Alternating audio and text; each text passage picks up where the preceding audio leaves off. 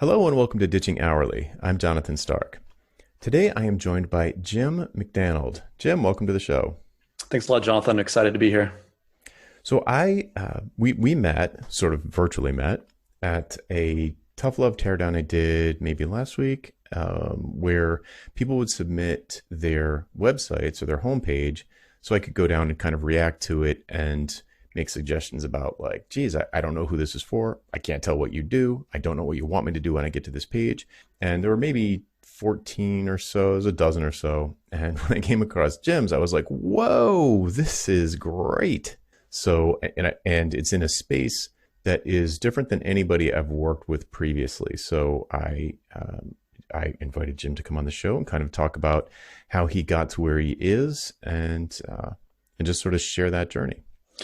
Yeah, I'm happy to. So what Jonathan's talking about, I'm a podiatrist that provides podiatry marketing services for my colleagues.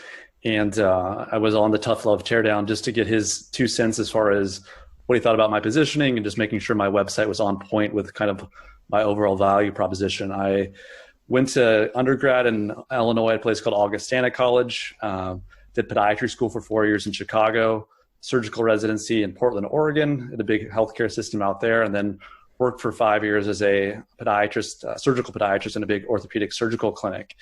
And while I liked that, I had always had a background in building websites and doing some other kind of hobby stuff in the background, but never really saw it as something where I could, make a full-time living off of.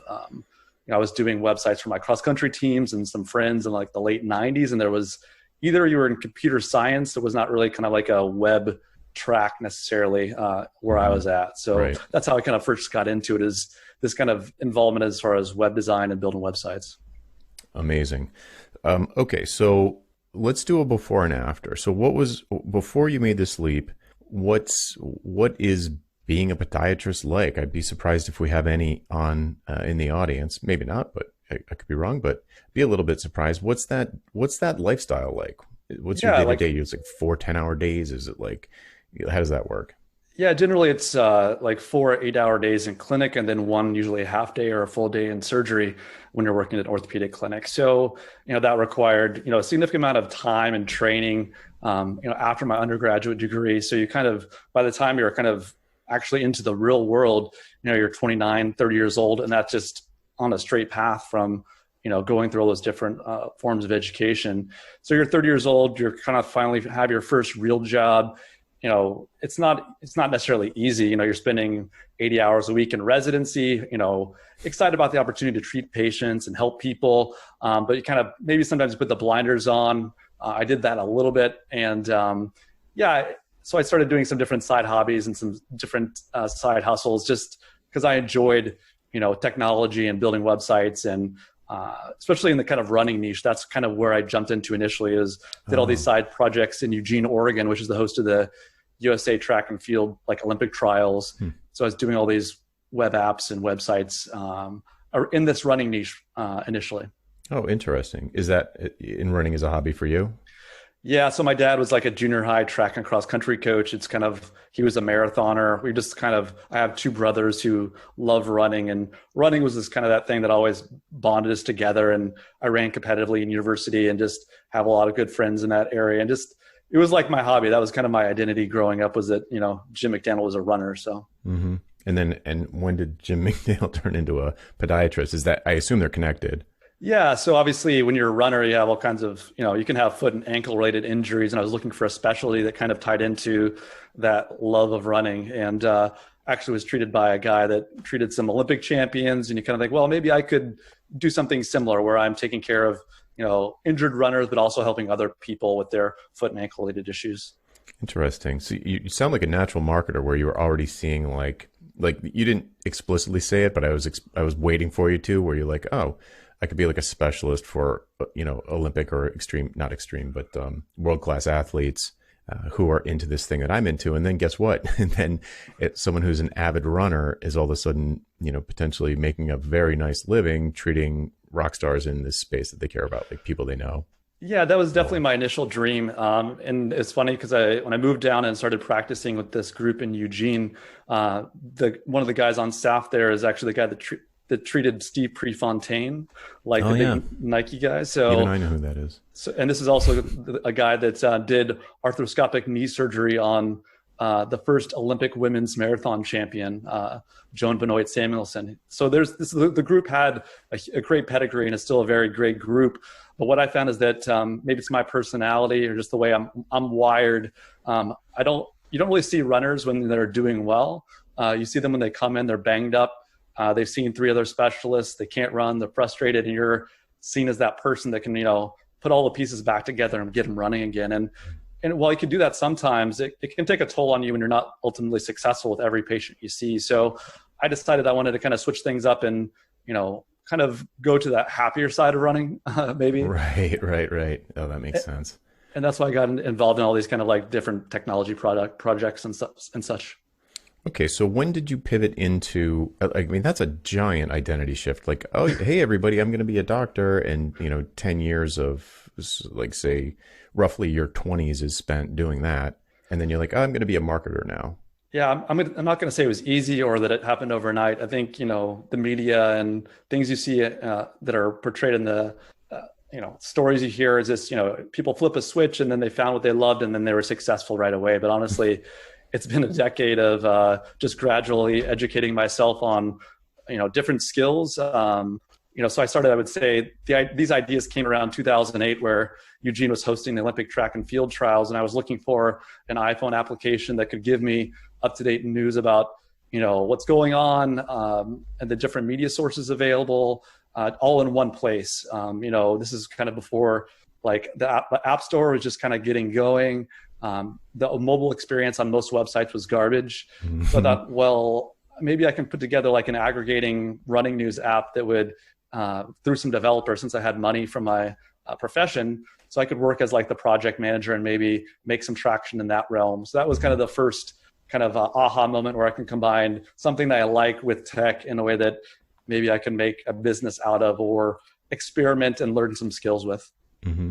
Okay. And then what happened next? Yeah, so that's called Track Geek. I think I started kind of getting into the realm of what you call going in a million different directions, an inch in a million different directions, which can be good for educating yourself and learning things, but not necessarily for building a sustainable business model. So in order to promote the app, I started writing again and blogging and creating a podcast in 2010 about running news, along with being a physician at the same time. So I was pretty tapped out from a time perspective. I didn't have kids then, but at the same time, I was making some traction, but it wasn't, like you said, like it's a little bit of progress in about a million different directions. Right. Okay. Yeah, kind of exploratory, and you had, a solid salary coming in from the profession, so it's like, oh, you can play around. I'm dying. It's a tangent. I'm dying to know. Maybe you could just give us like a minute on what your experience was like working with a developer to create that app, or did you do it yourself? Yeah, so I did all the kind of marketing, and I would say like kind of I was the project manager, right? I found the graphic designer to make the all important icon for the app, because I thought that if I have a cool icon, then obviously it's gonna just start it's gonna start making a lot of money. Right. Oh, exactly. But yeah, so I can't remember exactly how I searched for them, but I ended up going to some outfit in the Ukraine who was the concept of what a milestone is, like from a biology major, like wasn't necessarily like kind of what I had ever expected. Obviously, they did all the work up until exactly what I told them to do, but since there was never any buy-in on there, and I constantly had to feed the machine with dollars in order to get the next thing built, and with an app that's when a platform like iOS or Android is constantly updating, you have to make sure the app is updated, and it just became hemorrhaging cash for all these updates and stuff when the app really wasn't making that much money. So, I mean, I learned a lot, but yeah, lessons learned for sure. Right. Okay. I'm always curious about how that experience goes, and what you just described is unfortunately pretty common. Yeah. Okay. So was there a moment when you were like, I'm doing this, I'm going to switch? I mean, there must have been a moment. I assume you're not still practicing medicine, right? Like, right. That's correct. Yeah. So obviously there's a lot of, I wouldn't say it maybe sounds extreme, but a little bit of guilt and shame. You know, you put in a decade of work, you have this identity you've built as Dr. McDannald. You Hmm. know, you want your family, friends, and everyone to make sure that you're okay. So you sometimes have to put on a shield of armor. And it's, you know, I enjoyed treating patients and my colleagues, and I lived in pretty much like a running paradise, right? So this is not, you know, woe is me, but I just honestly I wasn't happy being in clinic from 8 to 4, 8 to 5, and not necessarily being in charge of what I wanted to do and what I want to do with some of these side projects. So I decided, you know, at that point in time, around 2008, 2009, I'm going to find a way to build up my skills to make myself marketable. So I'm not just taking a huge leap here. And around that time, I met a wonderful young woman from Montreal with a huge French accent, who was doing a postdoctoral research fellowship at the University of Oregon. And she got an opportunity to move back to her hometown of Montreal and become a professor at one of the local universities. And I saw that as my opportunity to kind of to change things up. So it was in part due to her and her opportunity that gave me the courage to move to Montreal and kind of reinvent myself, for lack of a better term. Okay. And how did that go? Like, what was I mean, I'm sure it wasn't like you said, flip a switch and all of a sudden, boom. Well, actually, before we even go there, did you, or is there even a path to specialize in podiatry where you don't have to do, like, could you have changed your lifestyle but still stayed a doctor? Or you just were like over it? I think you're completely right. I think I was, at that time, I was pretty fed up with kind of like the way I was feeling about the work. I mean, like my profession or my place in my profession. And Hmm. I maybe had, again, I had blinders on as far as exploring different opportunities. Hmm. Yeah, obviously there's a lot of shame, right, as well. So you don't necessarily want to like advertise the fact that you're not happy and you're looking for other stuff when you're part of a really great group and a great group of people. Yeah. But at the same time, I saw kind of a path that I wanted to follow. For better or for worse, I kind of come from a long line of kind of independent people that are kind of a little headstrong. So I think that there's good things about that and there's bad things about that. Like my grandfather was a kind of a solo farmer. You know, he was a World War II vet, came back from seeing friends, you know, decimated by a kamikaze on his aircraft carrier, and basically decided at that point in time, you know, he's going to live his life the way he wanted to, Yeah.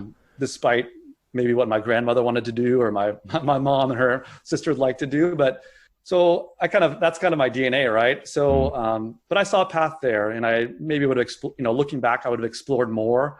But at the same time, moving to my wife's, you know, country and province and learning French and maybe trying to make a way for myself up here, it seemed like an exciting opportunity and a way to kind of make the transition continue to be more gradual.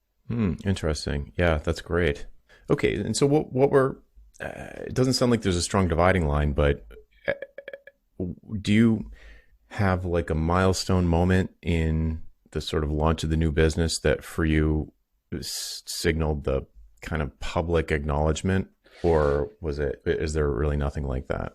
Yeah, so I think even when I moved to Canada, right, so that's 2011, we're talking about almost 9 years ago, I was bouncing around from communications and marketing jobs, trying to find the right fit. And it wasn't until basically I would say like May of 2019, when I had a couple of really close associates, podiatrists in the US, who came to me and said, "Hey, Jim, you know, we saw on LinkedIn that you're doing marketing now. You know, I have this marketing agency I'm working with. I have no idea what they're doing. They're spending $4,000 a month on things like social media management. We're not seeing any kind of like real results generated. Like, I don't know how to figure this stuff out. Will you come help me?"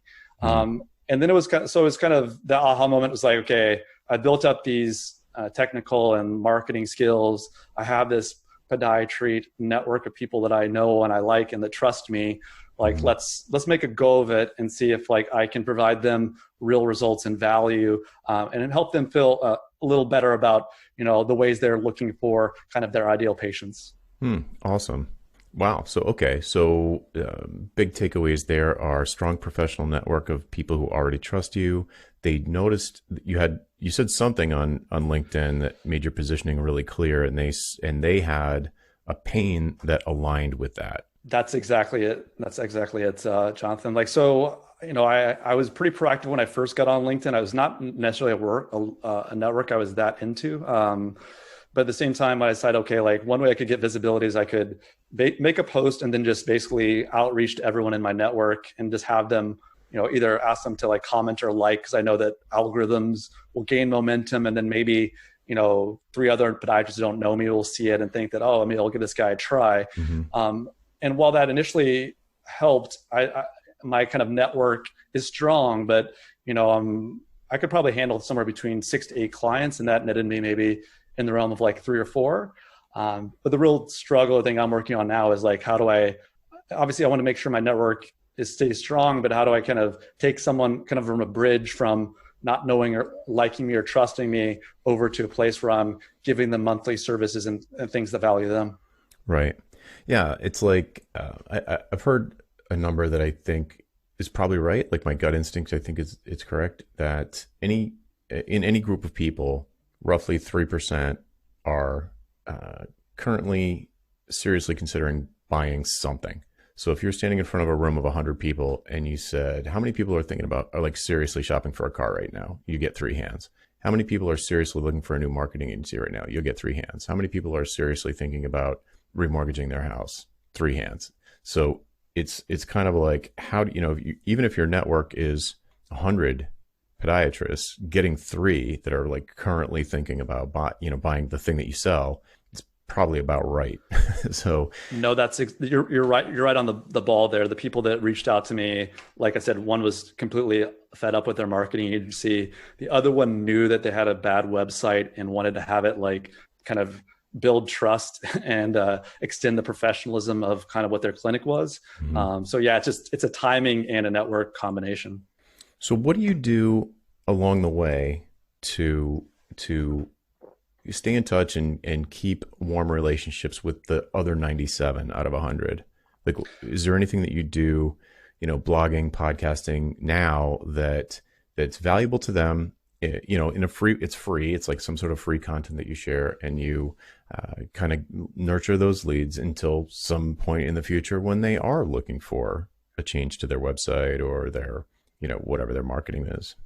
No, exactly. And that's kind of the piece I'm working on right now. I do have a relatively small email list where I'm emailing Monday, Wednesday, Fridays, kind of giving them some ideas about kind of how this kind of digital shift is happening, in medicine, whether it's online scheduling or contactless payments around, going into a doctor's office during COVID-19, giving them some ideas that they can, if they want to implement themselves, they're welcome to, but just giving them some helpful tips or guides. Like I've done some blogging, like I have like a podiatrist guide to Google My Business, things like that. Also, I've kind of gotten serious about getting a CRM and basically starting kind of what these aren't cold relationships, but they're, so I would probably call it like lukewarm outreach, where I'm kind of reaching back out to some of the people that, 6 or 12 months ago did that LinkedIn post with me, and saying, hey, just to let you know, like, here's what's going on, in a very like relatively soft touch, but also giving them some value, maybe looking to see where they're at with some mobile tools like Mobile Moxie or something to kind of see what kind of ads are being run in their area, show them kind of where they rank, like in Google search results or something. And then they can use that to know where they are and, maybe can benefit their practice. So that's a combination of email, email newsletter, email outreach. And then the third thing I'm doing is, virtual conferences are kind of the big thing. And since I have the letters DPM, Doctor of Podiatric Medicine, behind my last name, I can usually get into places that other marketers or marketing agencies can't. I can talk at some of these podiatry state or national associations. Yeah, that's amazing. So I guess one way you could put that is you're inside the tribe, or you've got, like Seth would say, you're one of the tribe, Seth Godin. Philip Morgan would say you've got an unfair advantage, air quotes, unfair. And the fact that, yes, you've got DPM after your name, which is automatically going to be a credibility indicator. It's going to set you apart. You're going to be different than like 99.69s of every other. Like how many podiatrists are gone into marketing? One. I mean, how many could there be? And the fact that you probably know just from the 10-year 20s What are the important conferences? What are the trade journals? What do they read? What do podiatrists think? You were inside a practice. What were the challenges? Like, not like you can read their minds, but you've certainly walked a mile in their shoes, no pun intended.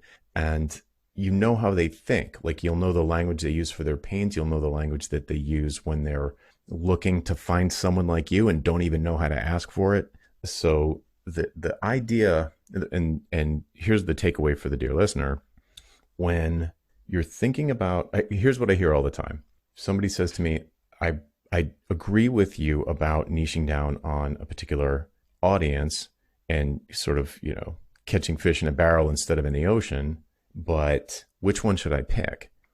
And my advice is like the one you know. And if that's like, and that could be problematic for all sorts of reasons, because like a lot of times people will say, wow, they don't have any money. So what were some of the fears that you had, if any, in niching down on podiatrists and getting so specific? Because your big H1 headline on your website is, I help podiatrists grow their practices. Not, list all the other doctors. Like, no, just podiatrists. Yeah, so I'd say I'd have to thank both you and Philip for that. I've worked with Philip a little bit in the past, and to be honest, my website used to be called kindeagle.com. Explains the logo. Yeah, exactly. So no, it just made sense to me after he kind of talked to me about it, and I've read some of his things. But if I want to speak directly to a persona or to a real one of my colleagues, I have to use very specific terms and things that they'll understand. And talking to everybody, it gets so diluted, and it's every doctor, everyone's got their own little specialty, right? So if I try to be all things to all people, especially as a solopreneur and as like an agency of one in a way, or a strategic agency of one, it's just going to fall flat when I try to like put anything out into the world. So in order for it to have real impact and speak to those people specifically, that it just made sense for me to keep that super targeted niche of podiatry. I have friends who are dentists, and I've given them advice and things, but and honestly, if some amazing client came along that was worth it for me, maybe I would consider doing it on the back end. But my upfront marketing, my own focus is going to be on podiatry, because I don't want to go and learn what are the keywords in like for a periodontist, right? Like that's going to take me an extra 6 or 8 hours that week, or to write good copy for a periodontist is just not something I'm going to do really that well. I'm probably better off sending that to a dental marketing agency and then having them send me a podiatrist and they come across one or something. So yeah. Well, so here's someone from the outside. So me, when I'm just hit in the face with this bold headline, and it immediately triggers what I call a rolodex moment, where it's specific enough for me to say, oh, do I know any podiatrists? If you said, I help medical professionals. Like, come on. What is that? Medical professionals or healthcare? There's a healthcare version of healthcare provider. Healthcare provider. Yeah. Thank you. It's just like, well, I probably know 40, 50, 100. Like, it's not specific enough. It's like a waiter coming up to your table and saying, would you like food? We have food. It's like, yeah, that's why I'm in the restaurant, but can you be more specific? Or like, what do you want for dinner? And it's like, I don't know, what do we have? You can't, it's hard to just pick something out of the air if it's very, very vague. And so now here's what happened when I saw this headline. I had a Rolodex moment and I said, do I know any podiatrists? The answer was no, but, and this is important, I said in my head, but I know a hand surgeon. And well. So what the point of this is, it's up to Jim. If I said, Jim, I don't know any podiatrists, but I know a hand surgeon and he's awesome and you're awesome. And I don't know if he needs what you do, but he might, or he might have someone else in his practice, whatever. He might know someone in his professional network that could help. And it's up to Jim, dear listener, if he wants to pursue that. And like you said, kind of on the back end, like behind the scenes, like, I'm not super busy next month. I'll talk to him. Maybe a little bit about hand surgeons, or maybe he's just an interesting guy to know. Maybe he knows podiatrists. But I had the Rolodex moment about someone who's not in your target market, which I think is like a very important takeaway for people. Because if you had just said medical professionals or healthcare providers, I wouldn't have come up with anyone. I would have been like, I don't know, like the lady that helped, like I brought my puppy to the vet. Like, does she count? Like, it's So just not, vague, right? It's just so it's too vague. vague. Right. Yeah. It's just too vague. It's like, do you want food? Okay. So so now I'm sort of putting words in your mouth though. Like, what is your experience? Like, does that happen with other people? Do you find that you get organic introductions? Do you see I mean, you don't have well, I guess you did have a sort of more vague positioning before when it was called the Eagle thing that I can't even remember. But you switched over to podiatry growth. Like the logo is of an eagle, which is I could see as a growth icon, and it says podiatry growth. The domain name is podiatry growth, and the headline is "I help podiatrists grow their practice." Does anybody wonder who your target market is? No. People listening to this are probably having a Rolodex moment right now. So, but have you seen any actual benefits from that, or can you tell if that has actually helped you, or if it's just me saying this is what people should do? No, I think there's definitely some benefit, right? I think for better or worse, like people like to be catered to on an individual basis. And when people see that I just work with podiatrists or feel that that is who I work with, then I do get that. Obviously, the podiatrists kind of are attracted to that aspect of things, and it gives me some, authority in that niche. But there are other people that do have questions, right? I've got a number of questions about like, health, like I said, with the dentists and other people in my network. They're curious about some of the, different things I offer. I don't push very hard on kind of like the services side of things. I don't think people just want, like doctors just want to get more patients or specific types of patients into their clinic. They don't really care how you do it as long as you're doing a cost-effective manner. But there are people that are like, oh, what is that thing? I searched for this thing on Google and my clinic shows up on the right with this ugly picture. Like, how do I, do you do that? Do you do that? Like, do I get to choose which photos? Like, am I in control of that? Like, yes, that's called Google My Business and blah, blah, blah.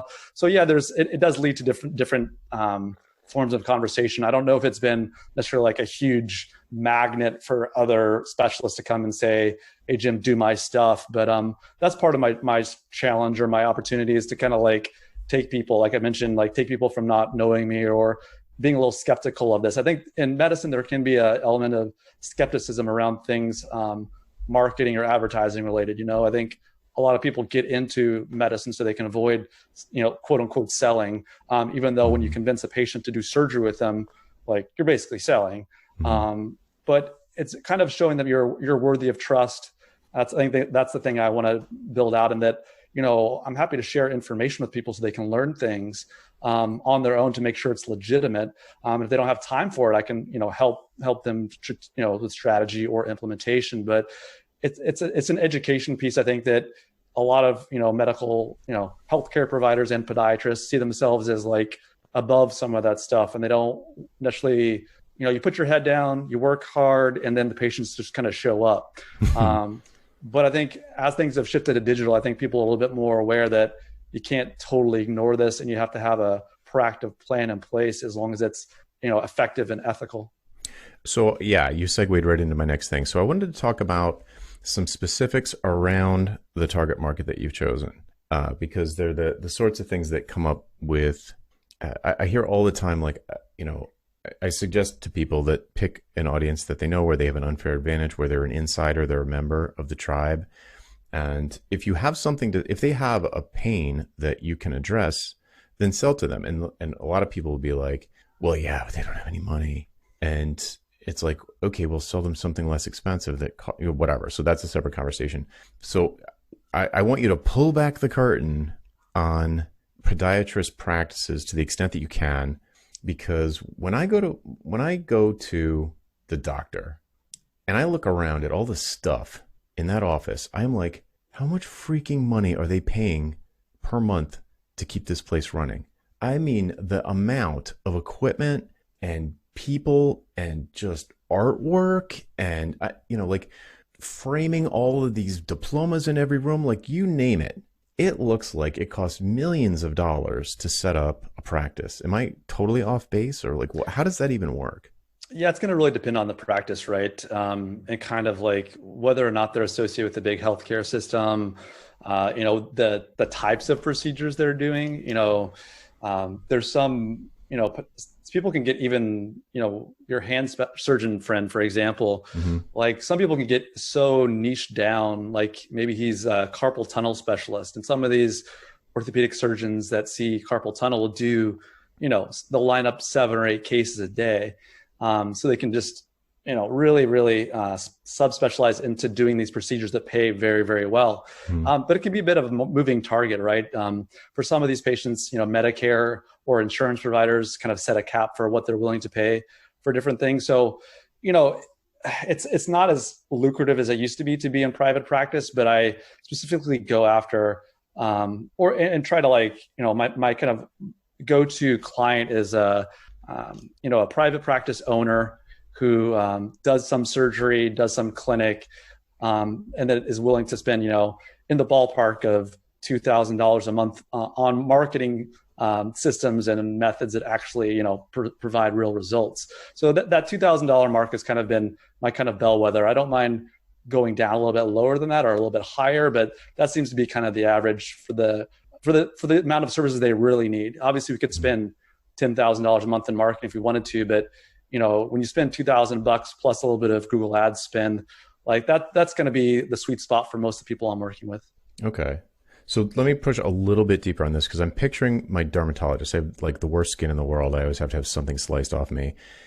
And I go to this dermatologist's office, and I'm in there for he's with me for like 10 minutes maybe, Mm-hmm. but I'm sitting in this chair that must have cost $5,000. Right. How do you set up a private practice? Like, you just came out of business school. You just came out of medical school. You probably have giant loan. I mean, I have doctors in the family. I know what the loans look like. And like, what do you do? Like, where does the money come from for you to buy that, $5,000 chairs and pay rent on a 8,000 square foot office and hire Sure. these people? Like, how Yeah. does someone get started? Because here's what I'm imagining. This is what I'm getting at. They seem like they're broke. I'm looking around and I'm like, how could you make any money here? Yeah, no, I definitely understand that perspective. And it's funny that I'm doing what I'm doing now, though, because I would say that I didn't have any of those experiences you're curious about. So when I finished residency, I joined a group of 16 orthopedic surgeons that kind of, as an associate, right? So I had no overhead. I didn't have to buy anything.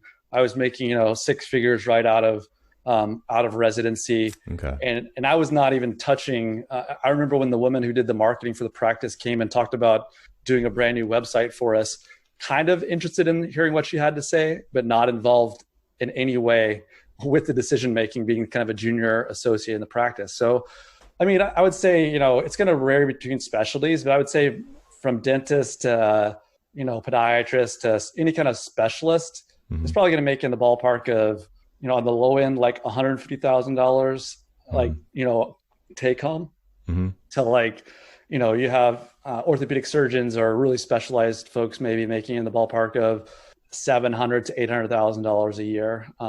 Maybe not millions, but definitely in the high 6 figures, I would say, if that gives you a little better of an idea. Yeah. Okay. So certainly there's money to be spent if there is a need, if they perceive a need. And what's the need they perceive? I know you said it quickly earlier, more patients and better patients, but what would cause someone to, is it a financial pressure what's the pressure that causes them to start thinking, geez, I need more patients? 'Cause, we're not at capacity. That one's kind of obvious, but it's been a long time since I've called up a doctor that wasn't seeming to be at capacity. They seem like they're pretty busy. But you tell me. And then the other thing is like someone who wants a more specific kind of patient. So like what's the tension or what's the hunger or the itch that they want to scratch when they start thinking, I should start worrying about my marketing? No, that's a very good point. And like you said earlier, like it is one of those things where they want to be seen as the expert in their own little subspecialty. Like I mentioned, if I wanted to be seen as like the sports medicine or the running podiatrist, Yep. you can kind of use marketing in a way to show you basically want to show the type of patients you want to treat. And that's what I try to tell the people I work with, is that you don't want your website to look like it's empty treatment rooms. It's, no people. It's like a huge long bio that you're expecting people to read through to see that you worked at the Chicago Marathon one time. You want it to be blatantly obvious when they land on your page, or they see themselves in the patient chair for your ideal client and patient. Right. And they have an aha moment when they hear that, and then they say, oh yeah, like that's what I want. Or, sometimes if there's a huge step off between kind of their overall brand, let's say they spent a huge amount of money on a website, or they have spent a huge amount of money inside their clinic, but either the clinic or the website is just, there's a step off. It doesn't, like, is this the same place that I found online? If there's not an extension of that environment or patient status, that patient experience that kind of transitions from the online to offline world. And that's how I try to explain it to doctors about that. So you have to kind of craft more than just like, I'm a doctor, I'll see anything, if you want to specialize. Also, I think this is probably more urgency in kind of an urban or suburban area with competition. If there's people that are already running Google ads, or there's other people that have a good looking website who you feel like are your competitors, or are treating the kind of patients you want to treat, there's some natural competitiveness that you can kind of come in and try to help them with. Status thing. Okay. So I could definitely see that with the, just in general with doctors I know, and also just doctors in general. It's like, yeah, you could see the status thing. To me, that feels, well, whatever. That could be, for some people it's high value, some people it's low. I would also say it's not necessarily just status, but like, it's like with keywords in a local area, right? There's only going to be so many searches on podiatrist near me per day or per month. And there's only going to be so many marathon runners that are looking for someone to heal their heel pain or something. So like, can you get that visibility to like be the option, either through SEO or through paid or whatever you want to do to like get that patient to make an appointment with you, because there's not an unlimited amount of those patients in your local area. Right. Yeah. If you're trying to like hyper specialize. Right. I mean, ideally, I don't know for sure, but in general, ideally you would want people flying from all over the world to come to you. You'd want to be like the world, you want pictures of like LeBron James in your chair. No, for sure. Right. And like specialize in like NBA play, like the go-to person. Well, the guy I saw as a high schooler, he had treated Sebastian Coe, who's like the 1984 Olympic 800 meter Olympic champion. So this guy, we used to travel 2.5, 3 hours up to Chicago to go see this guy named John Durkin as a podiatrist. So like, yeah, there is that building your authority with the kind of right relationships and the type of people you treat. Right. Yeah. I know somebody who's legally blind, and she travels hours to see her eye doctor, who's extremely well known globally. Yeah. And it's like, yeah, I'm going to that guy. It's my eyes, or it's my feet, and I'm an NBA player. I'm not fooling around. So I get it. So you can sort of, that's the kind of practice I want to run. And it's not going to happen from people Googling podiatrists near me. Like, right. That's a different kind of client. Like LeBron James isn't Googling clients near me. No, exactly. And I keep saying LeBron James because it's literally the only athlete's name that I know. Not a That's joke. Okay. Okay. So I noticed on your website, so your website is like, to bring it back to the beginning, the website is shockingly good. You can't have, I'm curious, like what other education did you do to sort of land on this design? Did you do it? Did someone else do it? How did you create this website? Yeah, so this is 100% me. Like, but I try to look at people or practices or providers of kind of similar types of services that I provide, and see kind of what are the calls to action, or how are they trying to build their own authority. It's a lot of experts of experts. People like yourself and Philip and David C. Baker and Blair Enns and all these guys, Liston Witherell, guys like that I and also some women like Rochelle on your podcast is someone that I think does a really good job as well. So I'm not just, when I say guys, I mean both men and women, right. Just to be clear. So learning from those websites, looking at, going through the Tough Love Teardown was honestly very helpful for me. I probably did a lot of minor tweaks during the previous calls that you were tearing people up on. Yeah, I noticed a few people were doing that. Like as I was tearing through a website, a bunch of other people were Well, updating theirs. the funny thing is that when you did that, like you then like at some point you decided to load everybody's website in a line, Yeah. and like I got done right before you did that, but there's some people behind me that I was telling them like, hey, like tell Jonathan to refresh your website Right. so you can see the real changes. So Yeah, I didn't see that chat until later. That never occurred to me. But next time, I will not load them all up first because for that exact reason. Oh, that was funny. That was really because I read the chat after and I was like, oh, that must have been so frustrating. I'm like reviewing the 5 minute old version of the site, not the new one.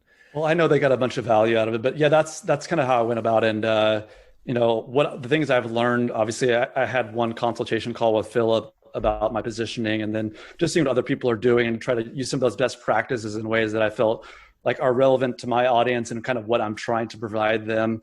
Obviously, one of the big takeaways for me is just like, number one, don't like talk about yourself, talk about the problems or the kind of the solutions that people, you know, for their own issues, and that you're kind of a conduit of that. Yeah.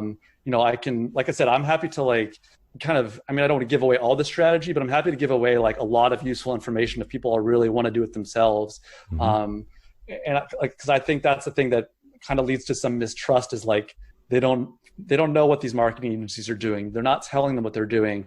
And if I could just be an open source of information to let them know what's going on, you know, they'd rather operate on a foot or see 2 extra patients today as opposed to sit down and try to do local SEO on their own website. So I'm not too worried that someone's going to drop out and do what I did in a way. Yeah, exactly. It's like if somebody is willing to DIY it, that says to me is they've got more time than money and probably wouldn't make a very profitable client. They're not ready to engage with someone on a one-to-one level or a consultative level because there's low-hanging fruit that they can do on their own. They don't need to pay me. Yeah, exactly. So that's where all the free materials come in. And once someone comes along and it's just like, this has been great, but now I've got more money than time because it's working. So let me see about getting some more of an accelerated path and spend a little bit more money up front to get quicker results. Exactly. Yeah, cool. All right. Well, I hope people have found this instructive. I especially wanted, Jim, to have you come on the show because listening to someone who's outside of their normal industry, a lot of times there's no skin in the game, and it's a lot easier to observe the benefits of having a hyper focused positioning and you know picking an audience that you're a member of and you understand their language and their hopes and dreams and fears and worries, and you know, and when it's not a software client or it's not some example from the software world, then I think a lot of times people are like, oh, obviously, yeah, that's way better than healthcare providers, but I just way better than healthcare providers. But then when they're in the hot seat, they're like, no, I can help anybody. I can help plastics manufacturers and pet It's scary, shops right? and It can be scary. Like it's not just like it took me a long time to kind of convince myself that this is the right path. But I'm very happy that where things are at now and where they're going now. Awesome. Great. Well, where can people go to maybe get in touch with you to ask you follow-up questions? Do you have a Twitter account, or if you're willing to put yourself out there that way? Yeah, no, I'm happy to answer any questions, whether they're podiatry based or not.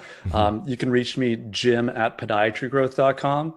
I'm on Twitter, J McDannald, my last name, McDannald, not to be confused with McDonald. But yeah, you can reach me on email or Twitter are usually the best two places. Great. And if you know a podiatrist that wants to get more specific kind of clients, reach out to Jim. All right. Much appreciated, Jonathan. Thanks for coming on. I really appreciate the time. Yeah, thanks so much. All right, folks, that's it for this week. I'm Jonathan Stark, and I hope you join me again next time for Ditching Hourly. Bye. Hey, Jonathan again. Do you have questions about how to improve your business? Things like value pricing your work instead of billing for your time, or positioning yourself as the go-to person in your space, or maybe productizing your services so you never have to have another awkward sales call or spend hours writing another custom proposal. Book a one-on-one coaching call with me and get answers to these questions and others in the time it takes you to get ready for work in the morning. Best of all, you're covered by my 100% satisfaction guarantee. If at the end of the call you don't feel like it was worth it, just say the word and I'll refund your purchase in full. To book your one-on-one coaching call, go to jonathanstark.com/call, C-A-L-L. That URL again is jonathanstark.com/call. Hope to see you there.